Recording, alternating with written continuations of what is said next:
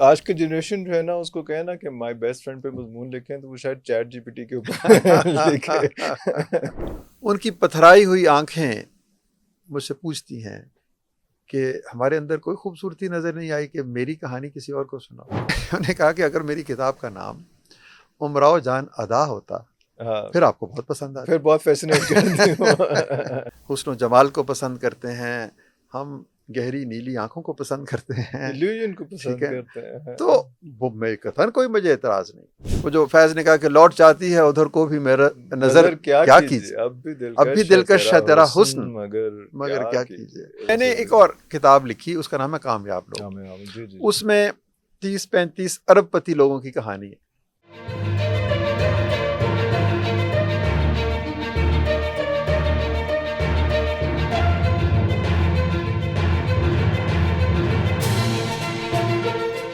تو آپ نے اسی لیے جو ہے وہ بہت سی کتابیں لکھی تاکہ آپ ان سب نے اپنے ایکسپیرینسز کو، وہ اپنے جو ویژن تھا، اپنی آئیڈیالوجی کو ڈاکیومنٹ کرنا چاہتے تھے ان نسلوں کے لیے.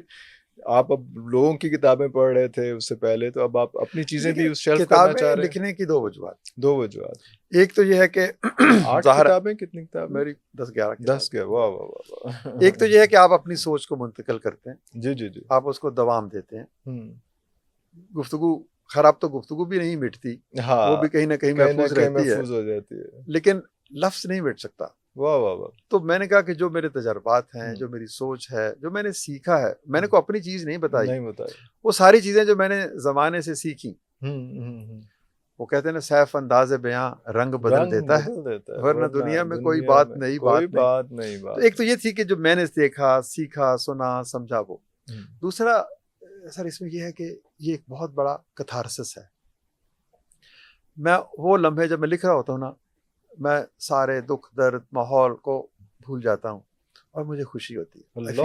Lot of player. تو وہ لکھنا اس لیے بھی ضروری. تو یہ دو وجوہات ہیں. ایک تو یہ ہے کہ جو کچھ دیکھا، سنا، سمجھا، اس کو آپ کے سامنے رکھنا ہے. اس میں کوئی اچھی چیز ہے تو آپ کو پسند آئے تو آپ کے لیے وہ ایک زاد راہ بن سکتی ہے. تو دوسرا یہ کہ مجھے خوشی ہوتی ہے. I am writing. یہ بھی تخلیق کا ایک عمل ہے نا.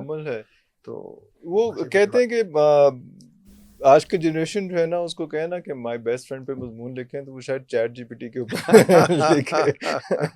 وہ شاید چیٹ جی پی ٹی کو بیسٹ فرینڈ سمجھتے ہیں، کیونکہ سب سے زیادہ کمیونیکیٹ وہ آج کا بچہ جو ہے وہ اپنے پیرنٹس سے، اپنے ٹیچر سے بھی زیادہ چیٹ جی پی ٹی سے کہہ رہا ہے. بچوں نے چیٹ جی پی ٹی سے کوسچنز لے کے پورے امتحان پاس کر لیے ہیں سر. انہوں نے اکیڈمیز چھوڑ دی، چیٹ جی پی ٹی کو اپنا استاد یا اپنا مینٹور مان لیا ہے.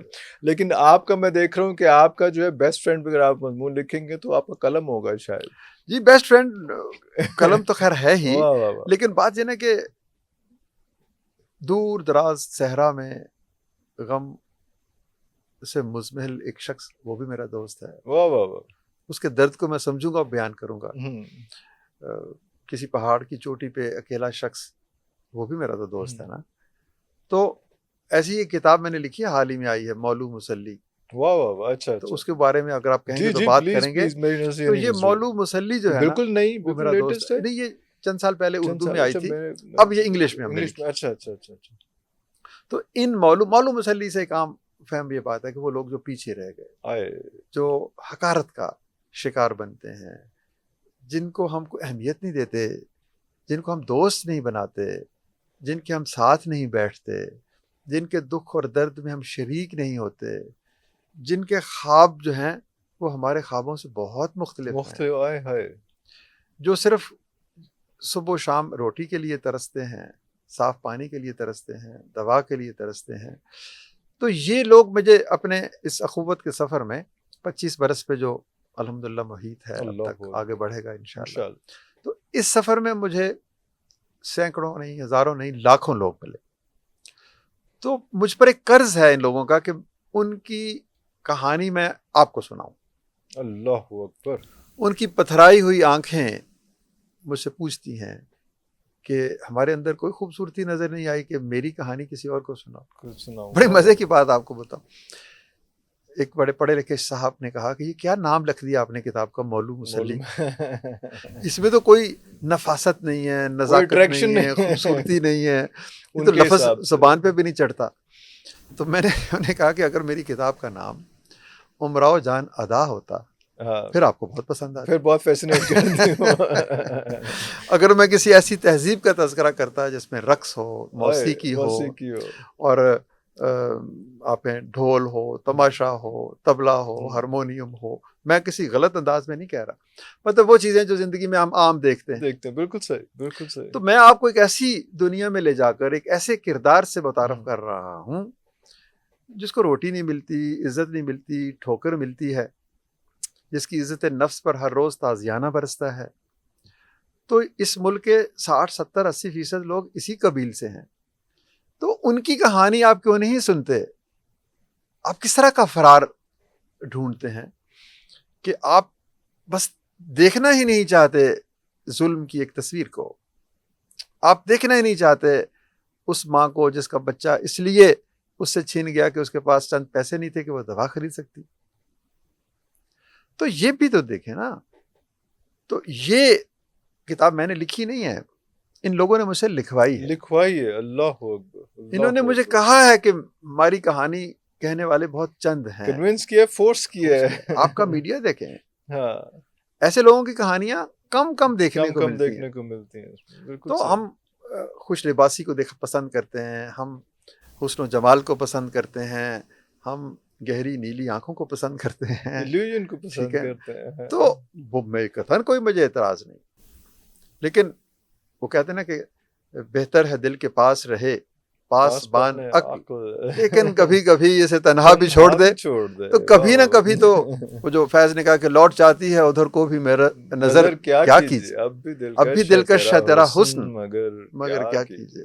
تو دنیا کی دلکشی میں ایسے لوگوں کو بھولنا تو نہیں چاہیے. بالکل ٹھیک ہے. اس میں تو آپ کی جو تحریریں ہوتی ہیں، آپ کا جو قلم ہوتا ہے، ان کے لیے زیادہ اٹھتا ہے. آپ نے سکسیسفل لوگوں کی بھی سٹوریز جی نہیں بہت اخوت کی کہانی ہے کہ اخوت کیسے آغاز ہوا، کیسے الحمدللہ آج اس مقام پہ پہنچ گیا کہ 65 لاکھ لوگوں کو قرضہ مل گیا بغیر سود کے. دنیا کا سب سے بڑا قرض حسن پروگرام بن گیا. پھر میں نے ایک اور کتاب لکھی، اس کا نام ہے کامیاب لوگ. اس میں 30-35 ارب پتی لوگوں کی کہانی ہے. اچھا، کئی لوگوں نے مجھے کہا کہ آپ بات غربت کی کرتے ہیں، یہ کیا کتاب لکھی ہے کہ ارب پتی لوگوں سے آپ پوچھ رہے ہیں کہ آپ کے پاس دولت کہاں سے آئی، آپ کا ماڈل کیا ہے، آپ کا بزنس ماڈل کیا ہے، آپ نے کہاں سے یہ ساری چیزیں سیکھی. تو میں نے کہا کہ دراصل یہ کتاب میں نے ان مولو مسلیوں کے لیے لکھی ہے، ان لوگوں کے لیے لکھی ہے جن کو ہم قرض دیتے ہیں، تاکہ ان کو پتہ چلے کہ یہ جو 30-35 لوگ تھے انہوں نے بھی فٹ پاتھ سے اپنا سفر شروع کیا تھا. میں کہہ رہا تھا کہ سٹارٹ جو ہے وہ بھی کسی لوگ مولو مسلی ہی تھے، لیکن وہ اسی طرح سے ان کی محنت سے، خدا کی رحمت سے اور سوسائٹی کی سپورٹ سے وہ آگے بڑھ گئے. مطلب قابل ستائش ہے یہ لوگ کہ مزدوری کر کے کہاں پہنچ گئے. تو یہی رول ماڈل میں ان کے سامنے پیش کرنا چاہتا ہوں کہ ذرا دل کو تھامو، حوصلہ نہ ہارو. یہ کر سکتا ہے تو تم بھی کر سکتے. اب یہ ہم نے پورے پاکستان کو ایسا بنانا، انشاءاللہ.